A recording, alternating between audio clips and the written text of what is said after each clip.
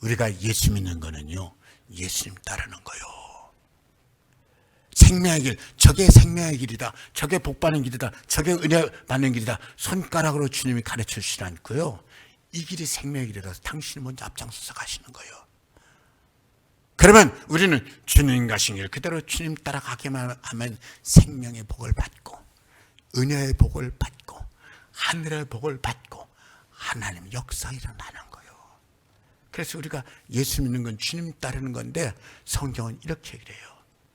누구든지 나를 따르려거든 자기를 부인하고 자기 십자가를 지고 나를 쫓을 것이니라. 뭔 얘기예요? 이 길이 쉽지만은 않다는 얘기예요. 그래서 십자가의 길이라는 거예요. 주님 당신이 십자가 짊어지고 골고다 언덕 올라가신 것처럼 예수 믿는 것이 쉽지만은 않다라는 거예요. 십자가의 길이라는 거예요. 그래서요, 사람들은요, 예수 믿는다고 하면서 십자가의 길 힘들고 고생스럽고 어려운 게 이게 자꾸 눈에 보여가지고는 아이고 나 예수 못 믿겠습니다. 껍데기만 본 거예요. 껍데기만 본 거예요. 겉으로 보기에는 그것이 십자가의 길, 고난의 길 같지만 주님은 비밀이라고 했잖아요. 그 십자가의 비밀에 모든 하늘의 좋은 걸 다 담아둔 거예요. 주님 가신 그 길, 십자가의 길, 겉으로 보면 십자가의 길인데 그 길은 생명의 길, 그 길은 복 받는 길, 그 길은 은혜가 충만한 길, 참 평안을 누리는 길. 날마다 예수 안에서 우리가 행복하고 날마다 예수 안에서 감사하고. 우리 사랑하는 성도 여러분, 금년에는요, 여러분들 영안이 다 열릴 수 있기를 축복합니다. 그래서 십자가 고난으로만 보는 그게 아니라 십자가에서 영광을 보시길 바랍니다. 복을 보시길 바랍니다. 은혜를 보시길 바랍니다. 그래서 오늘 말씀 주님 말씀, 사람들이 보여줘도 보지를 못한다라는 거예요. 껍데기만 보고 들려줘도 듣지를 못한다라는 거예요. 너희 눈은 봄으로 너희 귀는 들음으로 복이 있도다. 예수 믿는 게 얼마나 귀한 건지, 얼마나 소중한 건지. 내가 어쩌다 예수 믿고 이 복을 받냐. 내 안에 하나님이 계시고 하나님께서 날마다 나를 승리하게 해주셔. 날마다 나를 감사하게 해주셔. 그래서 우리가 예수 제대로 믿으면서 늘 감사하는 거예요. 늘 감사하는 거예요. 고마워서 우는 거예요. 행복해가지고 늘 세상에 빛을 비추는 거예요. 여러분들 삶에 하나님의 복음이 가득 차기를 원합니다. 그래서 이게 보배인데도 불구하고 보배를 보지 못하니까 이 보배를 돌멩이처럼 그냥 버리는 거예요. 보배를 보배로 보지 못하고 고난으로만 보고 껍데기로만 보고서는 아이고 힘들다. 뭔 소리를 하고 있어요. 여러분, 보배가 보배로 보이기를 축복합니다. 아멘. 능력이 보이기를 축복합니다.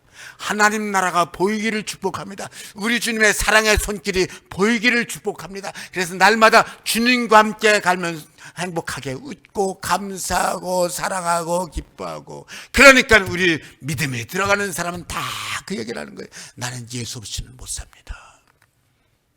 아멘. 예수는 내 인생의 모든 것들입니다. 나는 예수님 때문에 행복합니다. 할렐루야. 여러분들 금년에 예수 충만. 아멘. 복이 복으로 보이고 은혜가 은혜로 보이고 하나님의 모든 사랑하심이 가득 차기를 축복합니다. 아버지 하나님 고맙습니다. 오늘 본문 말씀 말합니다. 내 사랑하는 자는 내게 속하였고 나는 그에게 속하였도다. 두 사람이 서로 사랑하게 되면 아주 자연스럽게 갖는 마음까지는, 사랑하기 전에는 서로 남남했는데 사랑하면서 이 사람 없이는 난 못 산다, 이 사람을 내가 정말 사랑한다라고 사랑이 들어가게 되어지면은 아주 자연스럽게 저 사람은 내 사람, 나는 저 사람 거, 아주 자연스럽게 서로 간에 소속감을 갖게 됩니다. 우리가 하나님을 믿고 하나님을 사랑하게 되면 아주 자연스럽게 하나님께서 우리에게 주시는 마음이 있습니다. 힘이 있습니다. 그 힘은 뭡니까? 하나님은 내 하나님이라는 믿음입니다. 다른 말로 바꿔 말하면 나는 하나님께 소속되어 있고 하나님은 내게 소속되어 있고 소속감입니다. 하나님이 내 집입니다. 하나님이 내가 돌아갈 수 있는 나의 안식처입니다. 사랑하는 성도 여러분, 하나님을 믿으십니까? 아멘이라고 대답하시기를 축복합니다. 그렇다면 오늘부터 반드시 여러분이 이 자신감을 가지시기를 축복합니다. 내 인생 하나님께서 책임져 주신다는 자신감입니다. 여러분들이 꼭 이거 하셔야 돼요. 내가 하나님께 소속되어져 있기 때문에 하나님은 나를 보호하시기 위해서 국가를 주시기도 하고 가정을 주시기도 하고 육신을 주시기도 하는 것처럼 영적으로 예수 잘 믿고 은혜 받게 하기 위해서 교회를 주시고, 나는 하나님께만 소속되어 있으면 됐지. 아니에요. 대한민국 국민이라는 것이, 제가 목사라도 우리가 예수 믿는 사람이라도 대한민국 국민이라는 이것이 필요한 거예요. 나는 보이는 교회, 나는 말씀교회 교인이다. 그거 뭔 상관이야? 하나님만 잘 믿으면 됐지. 아니에요. 그것이 상관없으면 하나님을 잘 믿을 수가 없는 거예요. 보이는 교회에 소속되어지면서 그 교회를 통해서 하나님 내게 은혜를 주시는 거예요. 육신을 통해서 내 영이 살게 하시는 것처럼. 그래서 이 교회가 예수님 부활 승천하시면서 제자들 다 모아가지고 뭐라 그러세요? 예루살렘을 떠나지 말고 내게 들은 아버지 약속하신 것을 기다려라. 요한은 물로 세례를 베풀었으나 너는 몇 날이 못 되어 성령으로 세례를 받으리라. 그 말씀 붙잡고 제자들이 마가의 다락방에 열심히 모여서 밤낮으로 주여 주여 기도하면서 오순절 마가의 다락방에 성령 부으시면서 거기 모였던 모든 사람들이 성령 충만해가지고 급하고 강한 바람 같은 소리예요. 각 사람의 머리에 불이 활활 타오르는 불꽃이 타오르는 모습을 보이면서 거기 모인 모든 사람이 성령 충만 받았다. 그게 뭐예요? 그게 교회의 시작이요. 하나님 주신 교회에 소속되어졌어요. 교회 생활 잘하면서 하나님 앞에 더 가까이 나가고 더 힘을 얻고 더 위로를 받고, 교회를 통해서 주의 종을 통해서 예배를 통해서 하나님 여러 가지 힘을 주는 거예요. 위로를 주는 거예요. 때로는 눈물을 닦아주기도 하고, 할렐루야. 성도들의 교제를 통해서 하나님과 교제를 갖게 하고 하나님 역사 일어나게 하고, 여러분들이 늘 영적 소속감에 관해서 나는 하나님께 소속되어 있다. 나는 내 남편에게 내 아내에 소속되어 있는 것처럼 나는 하나님께 소속되어 있고, 나는 하나님의 주님의 몸된 교회에 소속되어 있고, 나는 성령에게 소속되어 있고, 나는 예수님께 소속되어 있고, 나는 주님의 말씀에 소속되어 있다라는 그 믿음을 갖고 주님 안에서 그 소속감을 늘 확인하면서 주님 주시는 모든 복을 다 받을 수 있기를 축복합니다. 아멘. 아버지 하나님 고맙습니다. 죄의 문제는 단지 과거에 내가 내 인생을 잘못 살았다는 것으로 끝나질 않습니다. 내가 과거에 잘못 살았다, 그러니까 이제 바로 살면 되지, 그러면 될 텐데, 이 죄의 문제는 과거에 내가 잘못 살았던 것이 내 인생에 딱 기어 들어와가지고 그때부터 내 인생의 주인이 돼서 나를 끌고 다니는 거예요. 이게 죄의 문제의 가장 힘들고 근본적인 문제예요. 그래서요, 끌려다니는 인생을 사는 사람은 절대로 인생의 승리자가 되는 것이 불가능합니다. 죄는요, 내 인생을 끌고 다녀도 좀 좋은 곳으로 끌고 다니면 얼마나 좋겠습니까? 죄는 그 자체가 악한 것이기 때문에, 악한 걸 죄라고 그러기 때문에 항상 나를 망하는 대로 끌고 다니고 잘못된 대로 끌고 다녀요. 그래서 성경은 이걸 단 한마디 이렇게 정해요. 죄의 싹은 사망이다. 죄의 싹은 사망이다. 죄에 끌려다니면 나는 망하는 거다. 끌려다니는 인생만 사는 것이 아닙니다. 끌려다니는 동안에 자기의 내 삶에 대한 희망을 빼앗겨버립니다. 끌려다니면서 인생의 희망을 놓치게 됩니다. 대신 자꾸 근심하고 걱정하고 한숨 짓고 또 있습니다. 삶에 대한 용기와 자신감을 뺏어가 버립니다. 하나님 중심의 가치관은 생명 중심의 가치관입니다. 예수 그리스도는 죽은 자 가운데서 다시 살아나셨습니다. 죽음 중심의 가치관, 세상 중심의 가치관, 인생 중심의 가치관을 따라가지 않고 하나님 가치관은 생명 중심의 가치관이기 때문에 이 모든 것을 거꾸로 뒤집어 엎어버립니다. 죽음 중심의 가치관이 아니라 생명 중심의 가치관이니까. 죽음 중심의 가치관이라는 얘기 무슨 얘기예요? 잘 따라가면 죽는 거예요. 생명 중심의 가치관은요, 잘 따라가면 사는 거예요. 죽음 중심의 가치관은 철저하게 자기 한계에 부딪힐 수밖에 없습니다. 인간의 한계. 인간의 한계. 난 못해. 난 못해. 하나님 중심의 가치관도 인간의 한계는 분명히 거줍니다. 그런데 하나님 중심의 가치관은 인간의 한계 분명히 거주는데, 그러니까 난 못해가 아니라 나를 도와주는 하나님 때문에 나는 할 수 있다 가치관입니다. 할 수 있거든 무슨 말이냐? 하나님을 믿는 자에게는 능치 못함이 없느니라.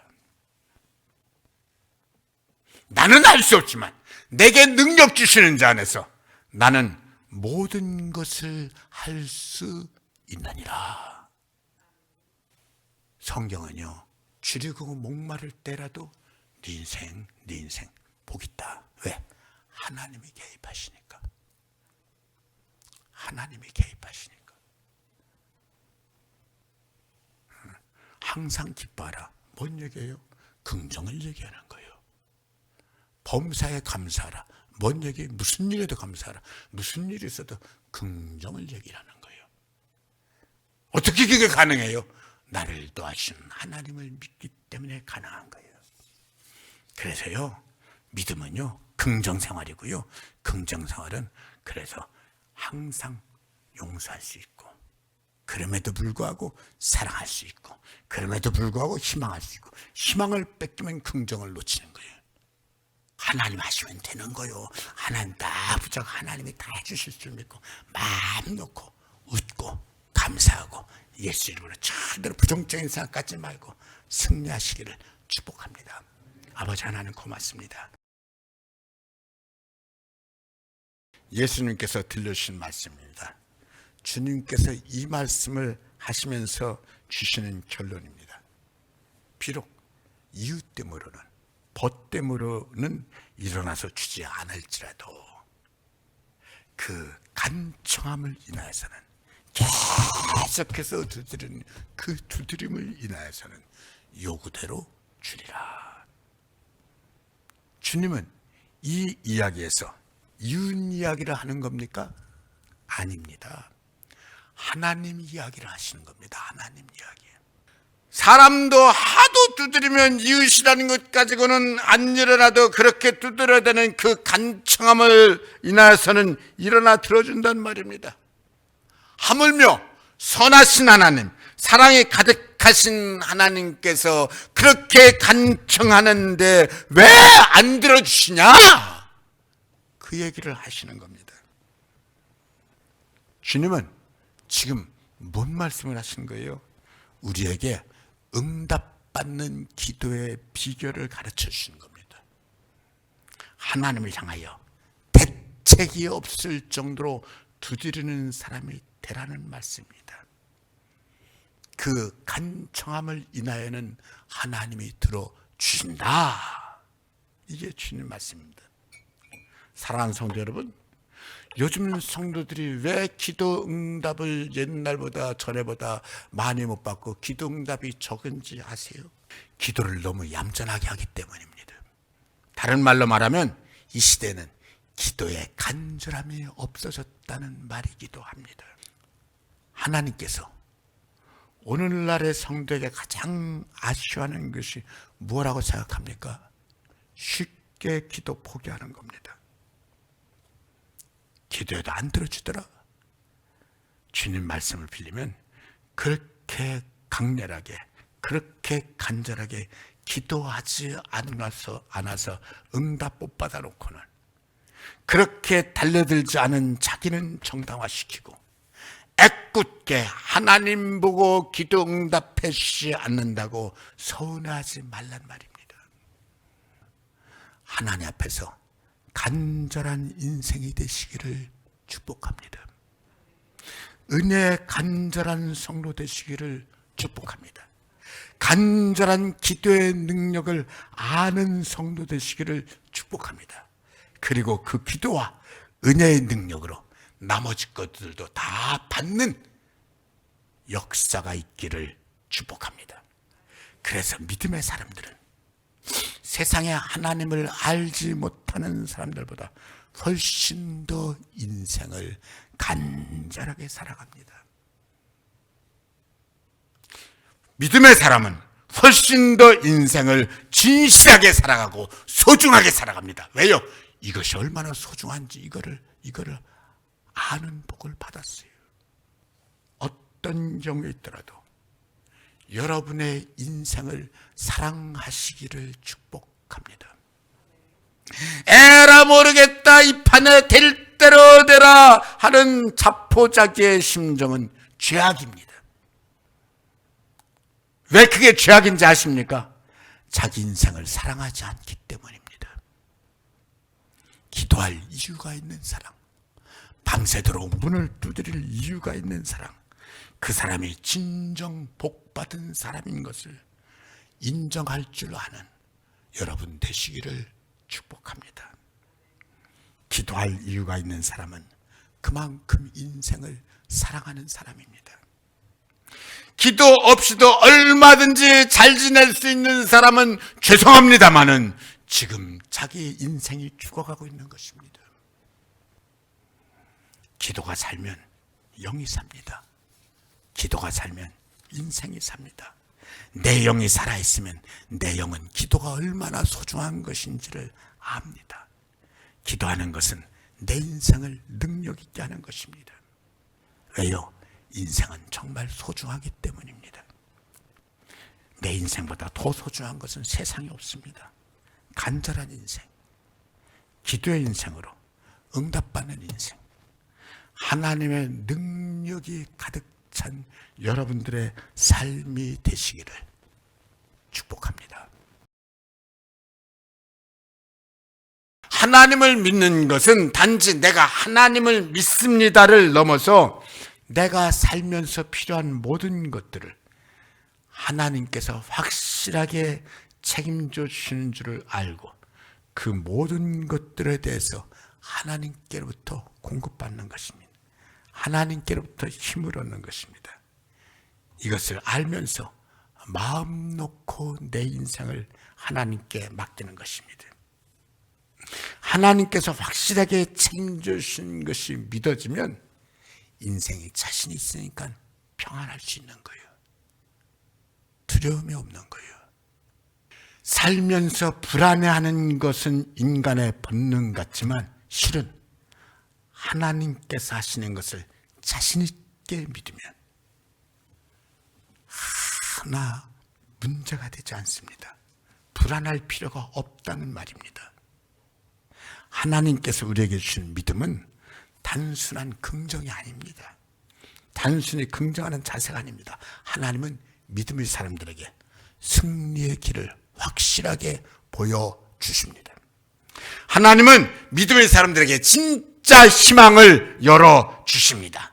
세상 사람들은 이 승리와 희망을 보지도 못하고 받지도 못합니다. 왜요? 이 승리는 세상의 방법이 아니고 믿는 자에게 역사하시는 하나님의 능력이기 때문입니다. 믿는 자에게 내미시는 하나님의 손길입니다.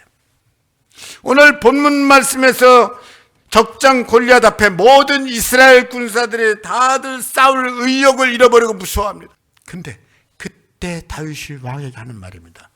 왕이시여, 나는 하나님을 믿는 사람입니다. 하나님께서 나를 지켜주십니다. 내가 들판에서 양을 지킬 때 사자가 달려들면 내가 사자와 싸워서 그 수염을 잡고 입을 찢어서 이겼습니다. 하나님이 나를 이기게 하셨습니다. 사자도 이겼는데, 곰도 이겼는데 내가 저 사람 왜 못 이깁니까? 사자에게서 지켜주신 하나님께서 저 사람과 싸울 때도 확실하게 지켜주실 줄 나는 믿습니다. 이 말씀을 보면 다윗이 아직 어린아이였지만 다른 사람들과는 보는 것이 달랐습니다. 왕을 포함해서 모든 군사들은 적장 엄청난 거구 골리앗을 보면서 불안해하고 두려워하는데 어린 다윗에게 그 적장 거인 골리앗은 하나 문제가 되지 않았습니다. 다윗의 눈에는 거인 골리앗이 보이는 것이 아니라 그보다 훨씬 더 크고 능력 있으신 하나님이 보입니다. 사자랑 싸워서 이길 때 나를 도우신 하나님께서 저 하나님 앞에 함부로 말하는 하나님의 이름을 모독하는 블레셋 사람도 하나님이 이기게 하신다라는 거예요. 뭐가 문제냐라는 거예요. 이것이 바로 사울 왕께 대한 다윗의 질문입니다. 어린 다윗은 확실하게 하나님을 믿으니까 그 급박한 전쟁의 상황에서도 도우시는 하나님이 보입니다. 그 하나님은 전쟁을 이기게 하시는 하나님이십니다. 사랑하는 성도 여러분, 아멘이라고 대답하시길 바랍니다. 하나님을 믿으십니까? 세상 사람에게는 문제가 보일 때 하나님을 믿는 여러분들에게는 하나님의 능력이 보이시기를 축복합니다. 이게 믿음입니다. 하나님의 존재만 믿는 믿음이 아니라 하나님의 역사를 믿는 믿음을 가지시기를 축복합니다. 일반적인 역사만 믿는 것이 아니라 그 모든 것을 넘어서 지금 현재 나를 도우시는 하나님의 손길을 믿으시기를 축복합니다. 하나님이 나와 함께 하시는 거 보시기를 바랍니다. 그리고 인생을 불안해하지 말고 마음 놓고 하나님께 맡기고 자신 있게 살아가시는 여러분들 되시기를 축복합니다. 아멘. 아버지 하나님 고맙습니다. 우리가 살면서 의식적이든 무의식적이든 우리는 반드시 희망이 있어야만 됩니다. 희망이 있어야만 힘을 낼 수 있고 희망이 있어야만 숨을 쉴 수가 있습니다. 사람이 병원에 가서 마취하고 그리고 배를 열고 수술을 할 수 있는 것도 그렇게 하면 나을 수 있다는 희망이 있기 때문에 그걸 마취를 할 수 있고 수술을 할 수 있는 거예요. 삶에 희망이 없다면 우리는 절대로 의욕이라는 걸 가질 수가 없습니다. 희망이 없다면 현재 아무리 내가 많은 것을 가지고 있어도 그게 무의미한 거예요. 의미를 거기서 찾을 수 없어요. 희망이 있어야 거기에 의미가 있는 거예요. 그런 의미에서 인간에게 가장 악한 단어는 절망입니다. 희망이 없는 것이기 때문입니다. 절망할 수밖에 없는 상황, 그것이 바로 악입니다. 사랑하는 성도 여러분, 세상에서는 불가능해 보이고 희망이 없어 보이고 정말이지 이것은 절망일 수밖에 없다고 말해야 되는 상황이 있습니다. 그런데 그것은 실은 잘못된 가치관 때문이라는 것을 알아야 됩니다. 이 말은 실제로는 희망이 있는데 잘못된 가치관을 가지고 있기 때문에 그 희망을 보지 못하고 없다고 생각하는 겁니다. 왜 세상에 절망이 존재합니까? 왜 도저히 어쩔 수 없었다라는 말이 가능합니까? 결론은 인간이 하나님을 떠났기 때문에 절망이 있는 겁니다. 하나님 없이는 진짜 희망이 없습니다. 하나님을 붙잡아야만 제대로 된 희망이 있는 것입니다. 아마도 본문의 이 여인이 중도에 포기했다면 이 여인도 똑같이 그렇게 말했을 겁니다. 나도 예수님 찾아가 봤습니다. 예수님 찾아도 소용없습니다. 사랑하는 성도 여러분, 이것이 바로 중간에 적당하게 타협하는 사람들의 논리입니다. 적당하게 타협하는 것으로는 진리를 찾을 수도 없고 만날 수도 없고 그러므로 응답받을 수도 없습니다. 이 여인이 잘한 것이 있습니다. 주인의 상의 떡을 주셔서 개들에게 던지 마땅치 않다. 그래도 포기하지 않는 거예요. 이 여인은 사랑하는 딸을 고치기 위해서는 절망과 타협하는 대신에 스스로 자기 자신을 낮추는 것을 마다하지 않습니다. 딸을 고치기 위해서는 나의 자존심은 얼마든지 내려놓을 수 있습니다. 여인이 하는 말입니다. 언제 제가 상 위에 있는 떡 달라고 그랬습니까? 먹다가 상에서 떨어진 은혜인들 뭐가 문제입니까? 부스러기 은혜일지라도 내 딸을 고칠 수만 있다면 그게 은혜인 것을. 은혜 앞에서는 절대로 자존심이 중요한 것이 아닙니다. 은혜 못 받으면 그 잘난 자존심 가지고 있어도 내 인생엔 참된 평화, 능력 없습니다. 하지만 은혜 받으면 잠깐 접었던 자존심보다 100배, 1000배, 10,000배도 더 되는 상급을 받습니다. 이 여인을 주님은 결국 칭찬하시지 않습니까? 그리고 딸의 병을 고쳐주시지 않습니까? 이 여인을 높여주시지 않습니까? 가로막는 난국이 있기 때문에 어쩔 수 없는 것이 아니라 그럴수록 이 여인처럼 더 크게, 더 간절하게 예수님의 이름을 부르시기를 축복합니다. 상에서 떨어진 부스러기 은혜라도 하나님께서 주시는 은혜라면 세상에서 가장 좋은 것보다 더 좋은 것임을 믿으시기를 축복합니다. 예수 그리스도께서 이 땅에 오셔서 우리를 죄악과 죽음에서 건지기 위하여 십자가에 못 박혀 죽으시고 또 부활하셨습니다. 이 주님의 엄청난 사역을 우리에게 알게 하신 것이 바로 복음인데 그 복음은 바로 말로 기록되어 있습니다. 언어로 기록되어 있습니다. 그러므로 언어를 통해서 우리는 하나님 주시는 구원의 복을 받을 수 있습니다. 심지어는 하나님 주시는 영적인 은사까지도 말에다가 담아서 주십니다. 방언의 은사, 통역의 은사, 지혜의 말씀의 은사, 지식의 말씀의 은사, 예언의 은사. 이거 몽땅 다 말을 통해서 주시는 은사예요. 그럼에도 불구하고 우리는 이제까지 실은 말의 가치를 스스로 낮추고 무시하기까지 했습니다. 유대인들이 율법 전문가라고 하면서 율법의 근간인 십계명을 오해했던 것처럼 우리는 말에 대해서 너무 무시하고 쉽게 생각하고 오해했었습니다. 너희 하나님 여호와의 이름을 함부로 부르지 마라 라는 계명입니다. 저들은 하나님의 이름을 함부로 부르지 말라고 했대서 아예 이 이름을 봉해버렸습니다. 못 부르는 겁니다. 부르면 안 되는 겁니다. 하지만 신약 성경에서는 저들이 가지고 있던 잘못된 개념과는 전혀 다른 말씀을 주시는 거예요. 이게 복음이에요. 뭐예요? 누구든지 하나님의 이름을 함부로 부르지 마라. 입에 담으면 안 된다. 이게 아니라 누구든지 주의 이름을 부르는 자는 구원을 얻으리로다. 오히려 주의 이름을 부르라는 겁니다. 누구든지 주의 이름을 부르는 자는 구원을 받는다. 주의 이름을 불러야지 구원을 받는 거예요. 사랑하는 성도 여러분, 여러분들은 주님의 이름을 자꾸만 부르시기를 축복합니다. 주님의 이름을 부르는 자가 응답을 받는 것입니다.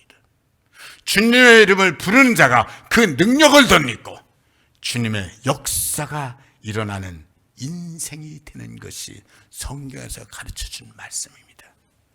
여러분, 입술의 고백이 얼마나 소중한지를 아셔야 됩니다. 오늘 말씀에서 분명히 선언합니다. 마음으로 믿어 의에 이르고 입으로 시인하여 구원에 이르느니라. 잘 보세요.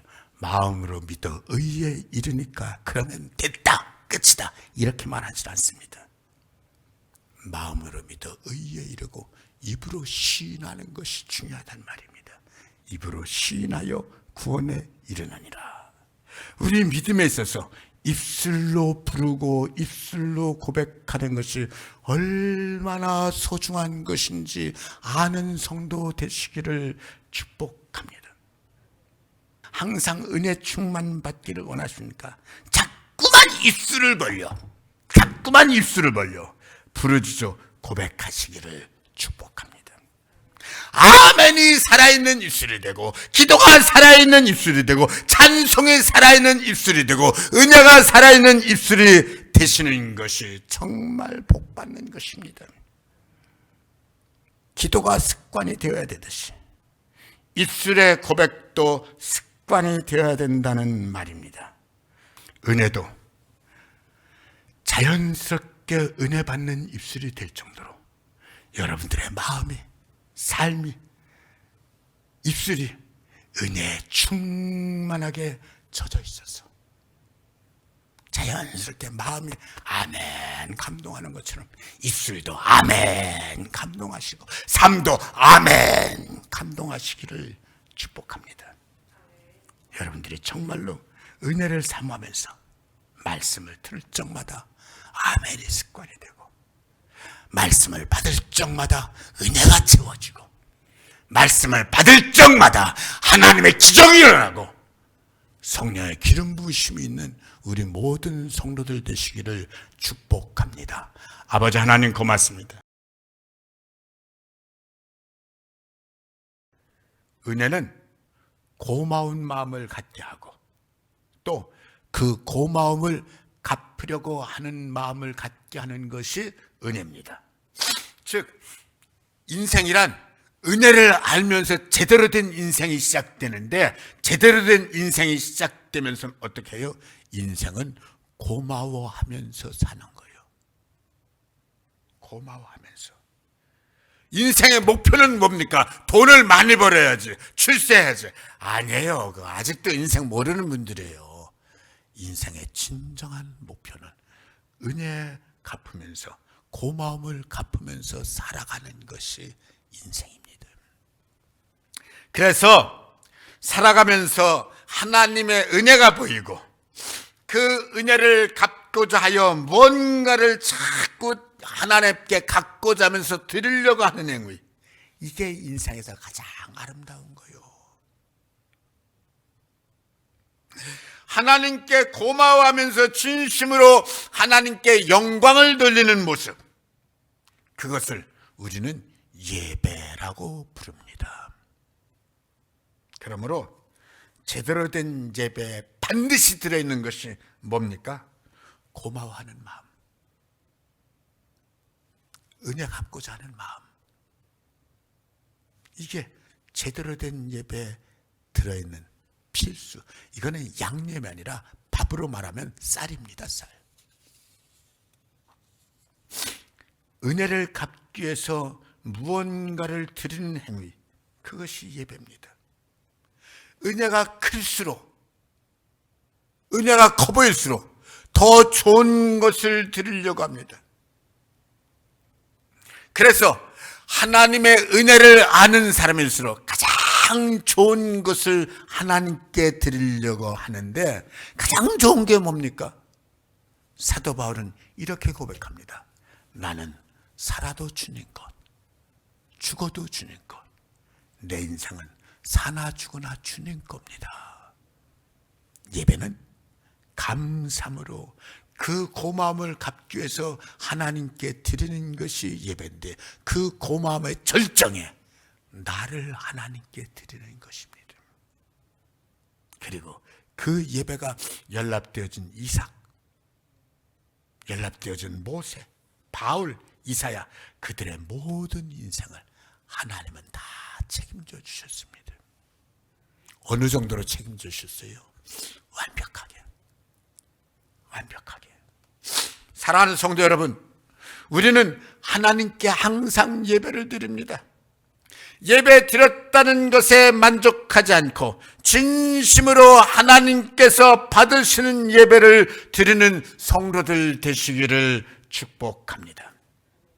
하나님께서 받으시는 예배의 사람은 하나님께서 예배만 받으시는 것이 아니라 그의 인생을 받으시고 그의 간구를 받으시고 그의 모든 것을 받으십니다.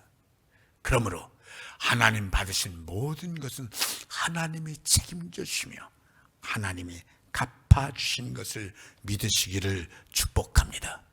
오늘 본문의 예배는 신약 성경의 가장 기본적인 예배입니다. 초대교회의 예배의 모습이 오늘 본문의 모습입니다. 초대교회의 예배의 모습, 성령 충만한 예배. 그러므로 저들은 모일 적마다 사도들의 가르침을 받고 떡을 떼고 전혀 기도에 힘쓰고 역사가 일어나는 거예요. 예배의 모든 초점은 간절한 사모함으로 하나님을 만나는 것이 예배입니다. 나 자신을 온전하게 드리기를 그토록 힘쓰면서 그토록 간절하게 찬송하고 기도하고 말씀을 사모하고 그러면서 하나님께서 응답하시니까 결국 예배 때마다 하나님을 만나는 예배. 이게 오늘 본문 말씀 사도행전 2장의 초대교회의 모습입니다. 하나님 받으시면 이미 예배를 통해서 기적이 일어나는 것을 믿으시기를 축복합니다. 이미 예배를 통해서 치유가 일어나고 응답이 일어나고 처우심이 일어나는 예배가 바로 우리들의 예배인 것을 믿으시기를 축복합니다. 예배를 통해서 늘 감사하고 고마워하고 성령의 감동케 하신 역사가 여러분들의 삶에, 가정에, 생각 속에, 언어 속에 가득 차기를 축복합니다. 아버지 하나님, 오늘 본문 말씀은 마을 안에서 있었던 이야기가 아니라 마을 밖에서 한참 떨어진 빈들에서 있었던 이야기입니다. 이 내용이 시작된 건 이렇습니다. 예수님께서 기도하시려고 일부러 빈들로 찾아 나갔는데 사람들이 거기까지 예수님 찾으러 꾸역꾸역 모여드는 게, 여기 뭐라 그랬냐면은 여자와 아이들 빼놓고 남자들만 5천 명이 나왔어요. 왜 그 시대는 술을 이렇게 셌는지 몰라요. 밥을 먹는 거 여자들도 똑같이 밥 먹고 아이들도 밥 먹는데. 그래, 그 시대나 이 시대나 여자들이 더 많이 모이거든요. 여자와 아이들 빼놓고 남자만 5천 명 했다고 그러면은 실제로 거기에 모인 숫자는 한 2만여 명은 되지 않겠나. 많은 숫자입니다. 저들이 예수님 말씀 이렇게 재미있게 듣다 보니까 해가 질 때가 된 거예요. 제자들이 분위기를 깨운 거예요. 주님, 하루가 다 지나갔습니다. 이 사람들 하루 종일 아무것도 안 먹었습니다. 얼른 마을로 보내셔서 이 사람들 뭐 좀 먹을 수 있도록 그렇게 하시죠. 그런데 예수님은 거기서 엉뚱한 말씀을 하시는 거예요. 너희가 먹을 걸 주어라. 그냥 마을로 보내면 끝나는 겁니다. 상황 종료되는 겁니다. 그런데 이 사람들이 하루 종일 아무것도 안 먹었다는 걸 알고서는 그냥 못 보내시는 거예요. 뭐라도 좀 먹여서 보내려고 하시는 거예요. 이게 주님 마음이에요. 주님은요, 정말 따뜻한 분입니다. 인생이 정말 따뜻해지기를 원하십니까? 예수님 만나시기를 축복합니다. 예수님의 이름을 부르시기를 축복합니다. 예수님의 이야기를 자꾸 들으시기를 축복합니다. 그게 뭐 하는 거예요? 그게 바로 은혜라는 거예요. 여러분, 은혜 받으면 마음이 따뜻해집니다. 은혜 받으면 인생이 따뜻해집니다. 은혜 받는 건 예수님 만나는 건데, 예수님 만나면 내 인생의 모든 것이 좋아집니다. 제가 오늘 말씀에서 또 한 가지 보고 싶은 것이 있습니다. 너희가 먹을 것을 주라는 그 말씀을 듣고는 먹을 것을 찾습니다. 이 제자들의 순종하는 자세를 여러분들이 보셔야 돼요. 먹을 것 찾습니다. 그 자리에 모이는 사람들 다 조사합니다. 먹을 거 있는지. 그래서 다시 찾아나가지고 주님 앞에 다시 옵니다. 주님, 어린아이가 가지고 온 보리떡 5개, 물고기 2마리, 한 아이의 한 끼 도시락 양입니다. 이거 찾았습니다. 주님께서 그 보리떡을 보시고는 이렇게 말씀하세요. 이 말씀이 마태, 마가, 누가, 요한 4개 복음서에 다 나오거든요. 다른 복음서에 이렇게 나와요. 50명씩 100명씩 앉히라는 거예요. 지금 수만 명이 쫙 있는데 식사 대형으로 다시 앉는 거예요. 식사 대형으로 50명씩 100명씩 둘러앉히라는 거예요. 제자들이 50명씩 100명씩 앉히는데 다 따라 앉습니다. 보리떡 5개 가지고 둘 앉으라. 그걸 또 따라 하는 거예요. 말도 안 되는 말씀에 저들이 순종하는 것입니다. 그런데요, 그렇게 따라하면서 50명씩 100명씩 앉히고 나니까는 주님께서 보리떡 5개 가지고 축사하시면서 기적이 일어나는 거예요. 거기 모인 사람들이 다 조금 맛만 봤다 그러지 않았어요. 배부르게 먹고 배 터지게 먹고 남은 것을 거뒀더니 12바구니나 남더라. 사랑하는 성도 여러분, 저는 이게 바로 은혜 받는 비결이라고 봅니다. 은혜 받는 사람들이 대단한 것은 아무것도 아닌 것 같은데 아주 작은 일에도 순종하는 거예요. 아멘 하고 순종했더니 실제로 배도 배부르게 먹을 수 있었고, 그날 배부르게 먹은 거는요, 제가 자신 있게 말할 수 있습니다. 몇 시간 뒤에 그것도 소화됩니다. 몇 시간 지나면 그것도 소화됩니다. 하지만 저들 평생, 그날 그 사건, 그 기적은 평생 동안 저들의 인생을 이끌어갔을 것입니다. 작은 일에도 주님 앞에 순종하니까 주님이 이렇게 귀한 복을 주시고, 이렇게 귀한 은혜를 주시고, 이렇게 귀한 역사를 일어나게 하시고, 사모하며 순종하는 사람들이 받는 은혜는요, 평생 복을 받는 거예요. 평생 그 은혜가 내 삶에 채워지는 거예요. 여러분들이 평생 주님의 은혜 안에서 하늘의 복을 다 받으시기를 축복합니다.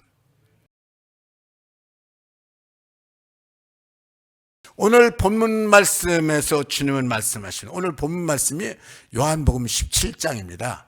요한복음 17장은 주님께서 십자가 달리기 전 제자들에게 마지막 설교를 하고 나온 뒤에 설교 기도입니다. 그 기도 내용은 이렇습니다. 이 타락한 세상에서 저들을 때묻지 않게 데려가 달라고 기도하는 것이 아니고요, 하나님, 저들을 지켜주셔서 악에 빠지지 않도록 보존해 주세요. 악에 빠지지 않도록 보호해 주세요. 저들의 세상을 이길 수 있게 해 주세요. 이게 주님의 마지막 다락방의 기도입니다. 우리가 세상을 이기는 인생이 되도록 주님은 우리를 위해서 아버지 하나님께 기도하시고, 또한 지켜주시고, 또한 함께 하시는 분인 것을 믿으시기를 축복합니다. 주님은 지금도 저와 여러분들을 위해요, 인생을 승리하게 해달라고 성경은 분명히 기록합니다. 하나님 보좌 우편에서 말할 수 없는 간구로 지금도 친히 간구하신다라는 거예요. 불안하지 마시고 기뻐하시기를 축복합니다. 인생을 마음 놓고 살아갈 수 있기를 축복합니다. 오늘날에도 여러분들 하나님 믿으면서 꼭 자신한 것, 나는 하나님 믿습니다. 그러므로 하나님은 내 인생 책임져 줄 겁니다. 아멘. 하나님의 음성을 들으시길 바랍니다. 자신 있고 담대하게 살아라. 자신 있게 살아라. 담대하게 살아라. 그게 전부입니까? 아닙니다. 그러니까 무슨 일이든지 염려하지 말아라. 어떤 일이 닥쳐도 불안해하지 말아라. 아멘. 어떤 상황에서도 하나님을 믿으시기를 축복합니다.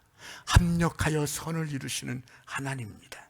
하나님, 그분이 세상을 창조하셨습니다. 무슨 얘기입니까? 세상보다 하나님이 크시단 말입니다. 그러면 세상에 무슨 일이 있어도 내 안에 계신 하나님이 그 문제보다 더 커. 그 일보다 더 커. 하나님의 나를 향한 약속, 세상 끝날까지 내가 너와 항상 함께하겠다는 그 약속은 늘 유효합니다. 인생에 힘든 일이 안 생긴다는 말이 아닙니다. 예수 믿으면 아무 병도 안 걸린다는 말이 아닙니다. 인생에 힘든 일이 생길 수 있습니다. 질병에 부딪힐 수도 있습니다. 그러나 그때도 주님은 함께 하십니다.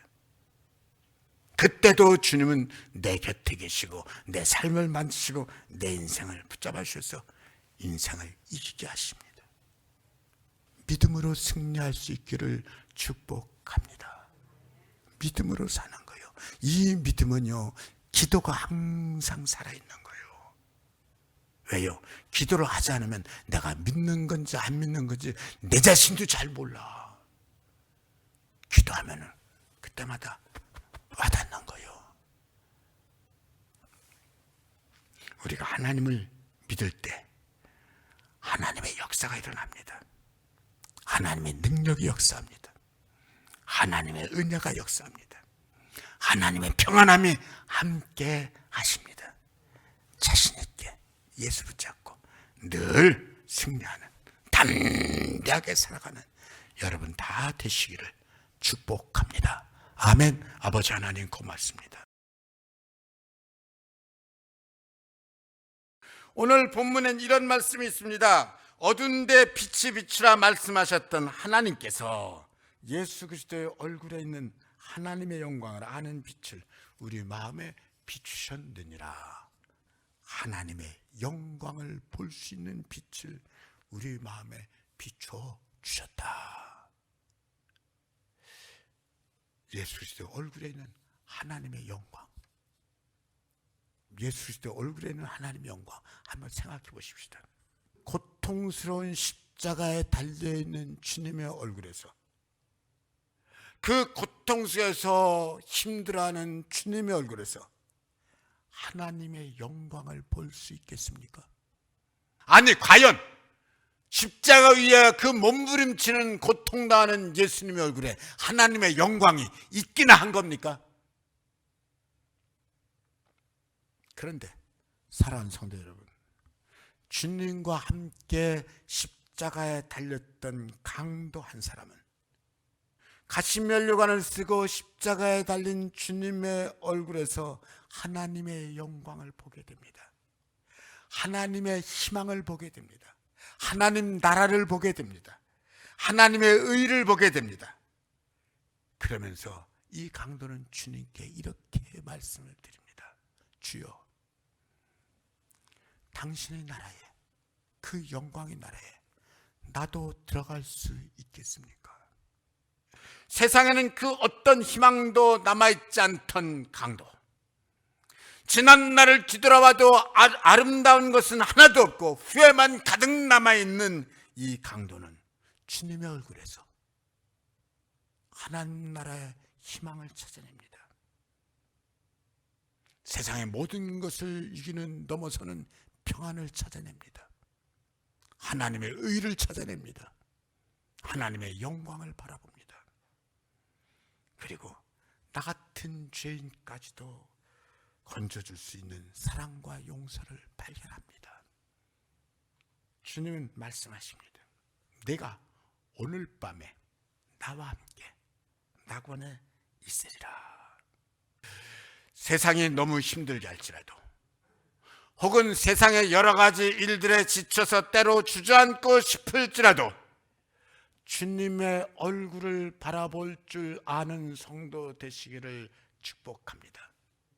주님의 얼굴을 바라보기만 해도 힘이 나고 용기가 날 것입니다만은 특별히 주님의 얼굴에 담긴 하나님의 영광을 알아볼 수 있기를 축복합니다.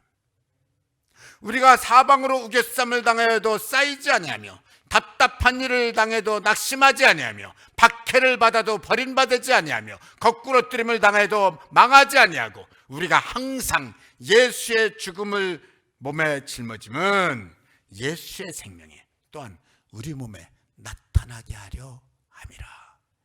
예수의 생명이 우리 몸 안에서 역사하게 하기 위함이다.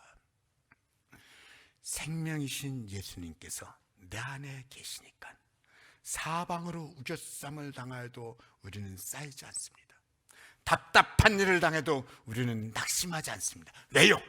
생명이신 그분이 내 안에서 생명으로 역사하시기 때문입니다. 우리요, 예수 안에서 생명이 역사하는 것을 늘 인정하고 고백하면서 생명의 능력, 감사하고 찬송하고 항상 긍정을 찾아내고 늘 일어서는 성도 되시기를, 늘 하나님께 영광 돌리는 성도 되시기를 축복합니다. 아멘. 아버지 하나님 고맙습니다. 저는 이 사순절 기간 주님의 고난을 생각하는 이 기간을 맞이해서 주님의 십자가를 다시 한번 제대로 생각해 보기를 원하면서 오늘 말씀을 준비했습니다. 물론 십자가가 고난과 희생, 형벌을 의미한다는 것을 우리가 부정할 필요는 전혀 없습니다. 하지만 고난도 어떤 고난이냐에 따라서 그 의미와 가치가 다릅니다. 희생도 어떤 희생이냐에 따라서 그 가치가 전혀 다릅니다. 주님의 십자가에서 고난만 보고 희생만 본다면, 그것이 고난이 전부고 희생이 전부라면 그 고난과 희생이 우리에게 뭔 의미가 있겠습니까? 고난과 희생이 전부라면 구태여 우리가 십자가를 바라볼 이유도 없고 십자가를 사랑할 이유도 없다라는 생각을 갖습니다. 우리는 주님의 십자가에서 고난보다도 희생보다도 100배도 더 중요하고 1000배, 10,000배도 더 중요한 진짜 가치, 물론 희생도 가치 있습니다. 그러나 그보다도 1000배, 10,000배 더 중요한 진짜 가치를 봐야지 되고, 그 가치를 내 것으로 소유해야 될 줄 믿습니다. 그러면 십자가는 단순한 고난이나 희생이 아니라 내게 있어서 가장 중요한 보물이 되고 영광이 되고 면류관이 될 수 있습니다. 십자가 위에서 예수님은 저들에게 일방적으로 폭행을 당하고 죽임을 당한 것 같았지만 아닙니다. 십자가는 겉으로 보이는 물리적인 힘의 행사가 전부가 아니었습니다. 그 이면에 영적 싸움은 더 큰 싸움이었습니다. 그 영적 싸움은 죄의 권세와의 싸움입니다.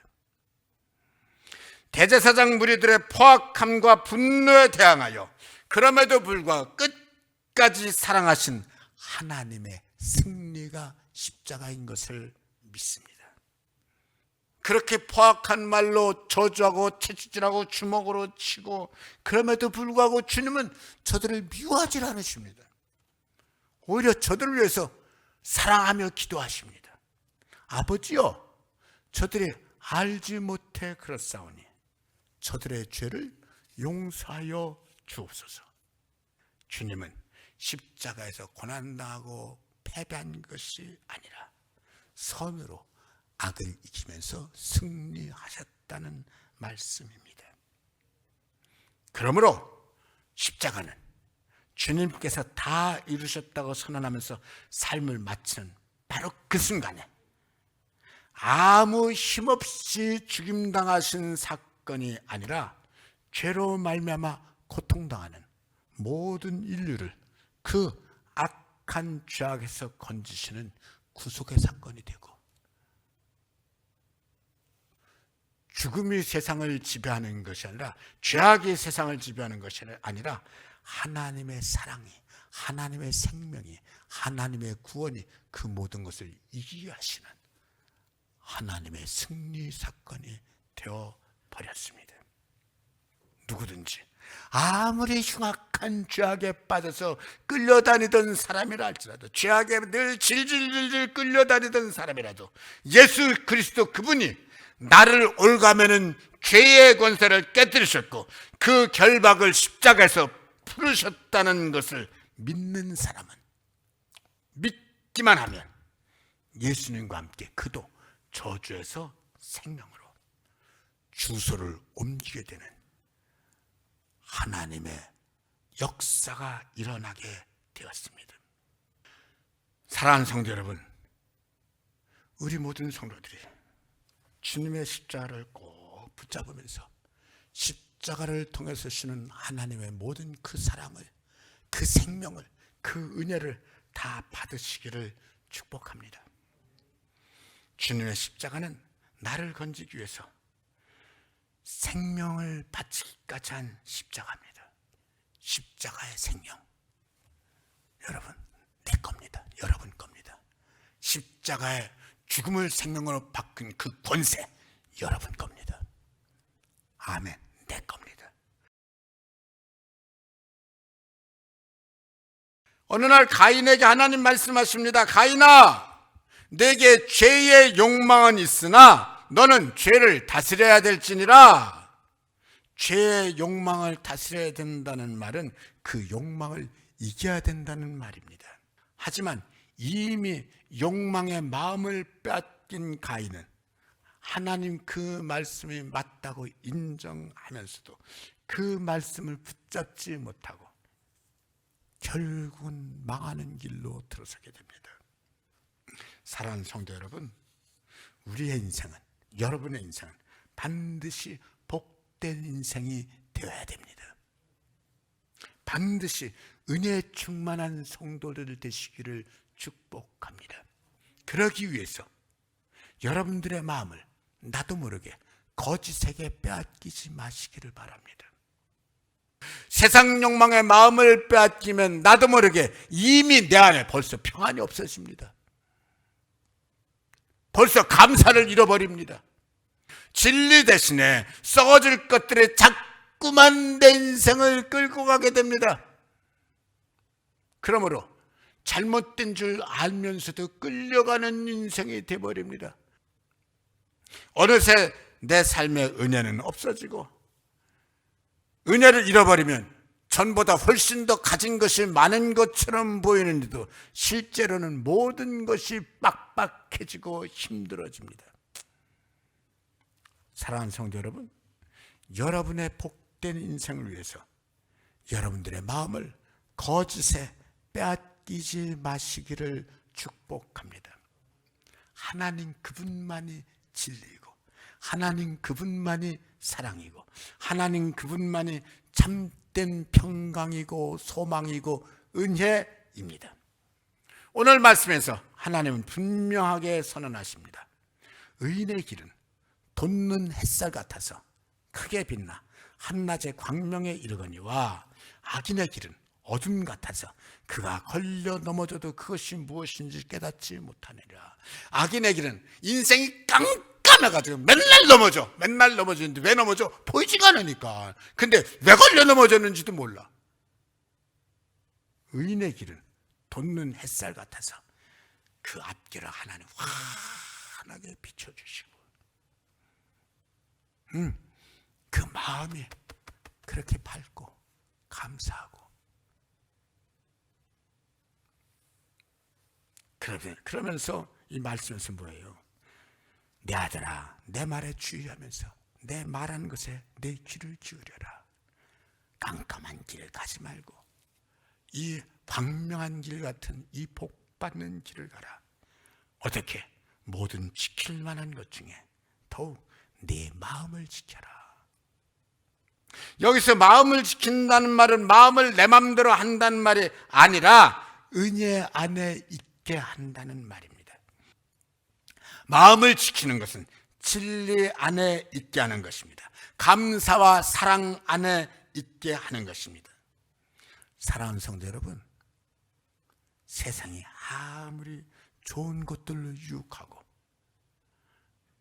때로는 엄청 바빠가지고 숨 쉴 틈도 없이 바쁘게 돌아가는 것 같고, 또 때로는 재미있는 것이 많은 것 같아도, 또는 우리가 진리 안에 있는 것을, 믿음 안에 있는 것을 이모양 저모양으로 막고 회방하고 믿음 생활 제대로 못하게 할지라도 믿음 빼앗기지 마십시다. 아멘. 은혜 빼앗기지 마십시다. 하나님 놓치지 말자는 말입니다. 세상 것보다 예수 잘 믿는 것은 재미가 없고, 예수 잘 믿는 사람들은 세상 사람들한테 고리타분하다는 소리를 듣기도 합니다. 고리타분해 보여도 세상에 재밌는 것을 주는 것보다 예수 잘 믿는 것은 훨씬 더 즐겁고, 훨씬 더 평안하고, 훨씬 더 좋고 유쾌한 것을 믿으시기를 축복합니다. 그리하면 모든 생명의 근원이 되신 우리 주님께서 내 인생에 가장 좋은 하늘의 은혜와 소망과 사랑과 능력으로 승리하는 인생을 살게 하실 줄 믿습니다.